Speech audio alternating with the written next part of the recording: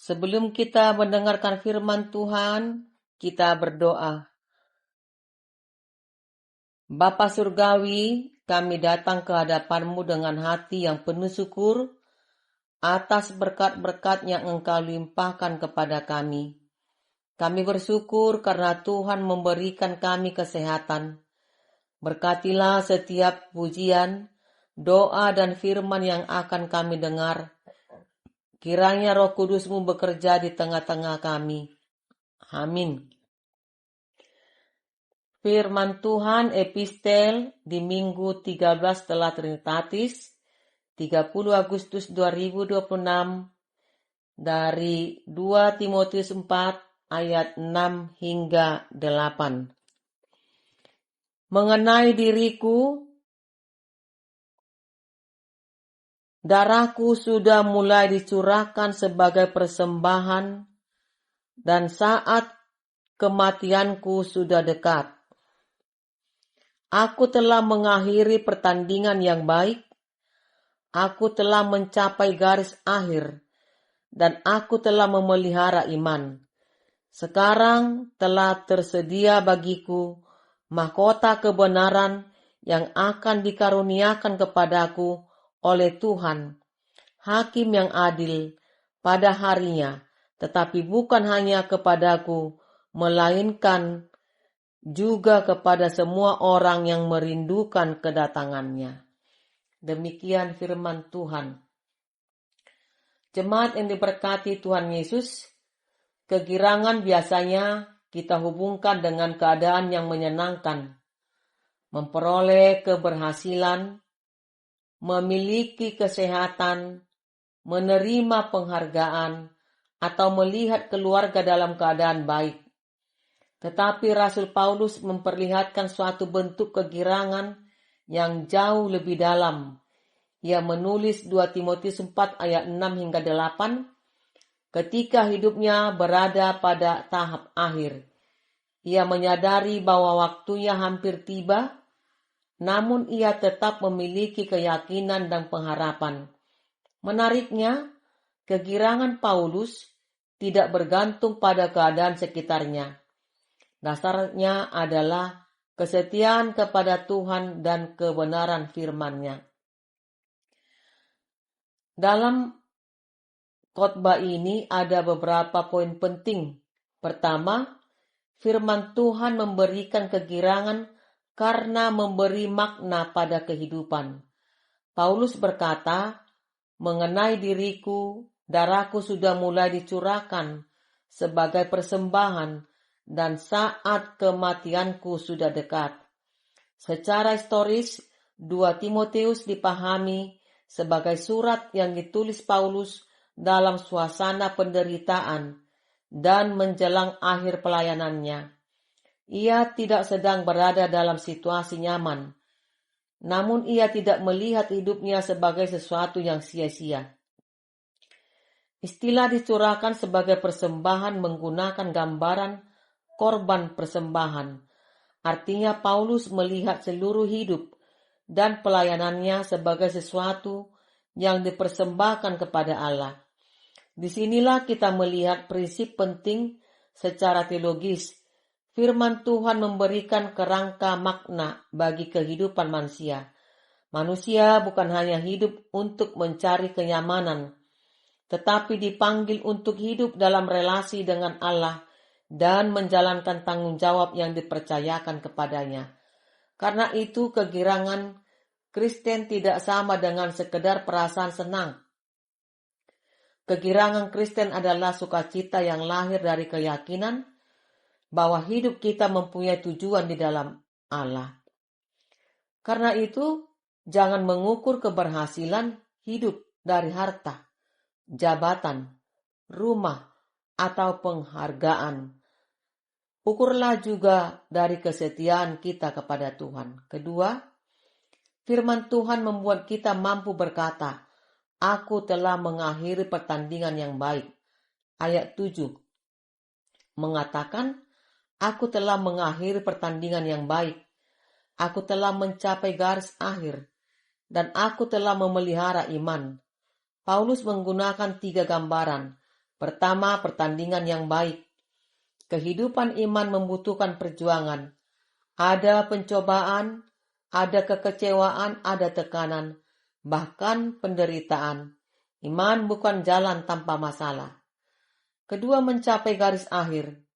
Yang penting bukan hanya bagaimana seseorang memulai, tetapi bagaimana ia menyelesaikan perjalanan hidupnya.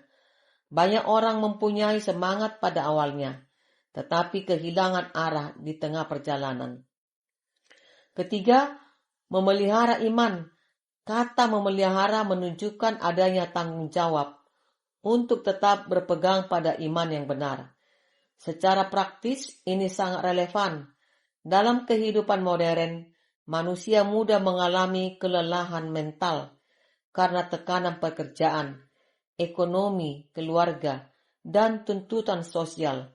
Firman Tuhan membantu kita mempunyai orientasi hidup yang lebih stabil, sehingga kita tidak mudah menentukan nilai diri berdasarkan keberhasilan atau kegagalan sesaat. Sebuah kapal yang berlayar membutuhkan kompas. Ombak dapat berubah, angin dapat berubah, tetapi kompas membantu menentukan arah. Demikian juga kehidupan orang percaya. Keadaan dapat berubah, tetapi firman Tuhan menjadi pedoman agar kita tidak kehilangan arah. Ketiga, firman Tuhan memberikan kegirangan karena mengarahkan kita kepada pengharapan kekal. Ayat 8 berkata, "Sekarang telah tersedia bagiku mahkota kebenaran yang akan dikaruniakan kepadaku oleh Tuhan." Paulus tidak berhenti pada penderitaan masa kini.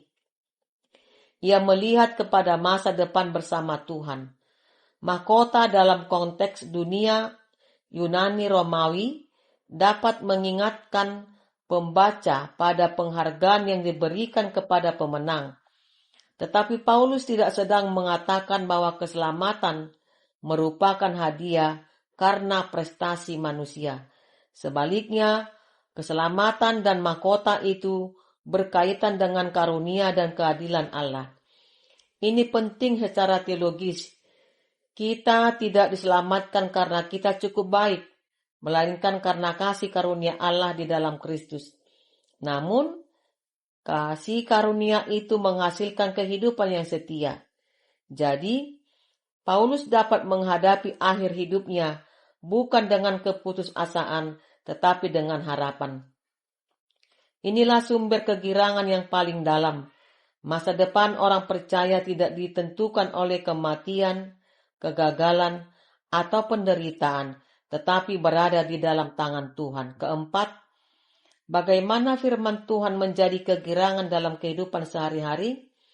Pertama, ketika mengalami masalah, kembali kepada firman. Jangan mengambil keputusan hanya berdasarkan emosi.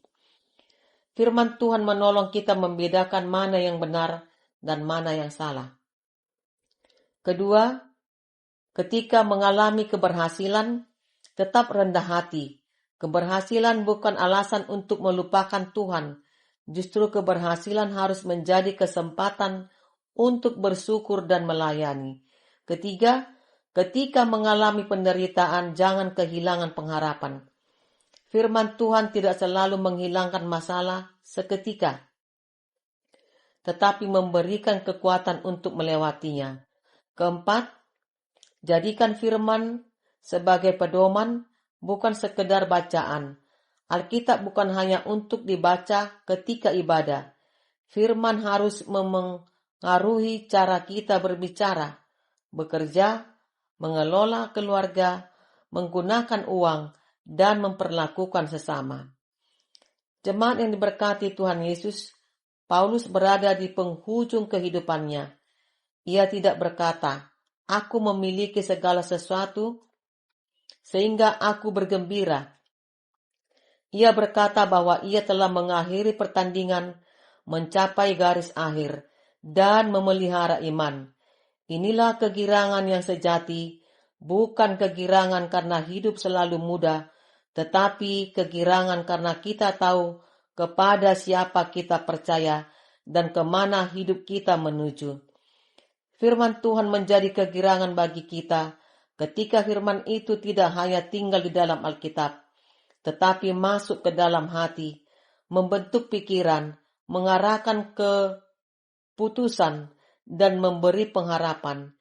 Kiranya pada akhir perjalanan hidup kita juga dapat berkata seperti Paulus, "Aku telah mengakhiri pertandingan yang baik, aku telah mencapai garis akhir, dan aku telah memelihara iman." Amin, kita berdoa. Ya Tuhan Allah Bapa, kami bersyukur atas kebenaran firman-Mu. Biarlah firman-Mu yang kami dengar hari ini tidak hanya berlalu begitu saja, melainkan berakar dan bertumbuh di dalam hati kami untuk menjadi pelaku firman-Mu. Amin.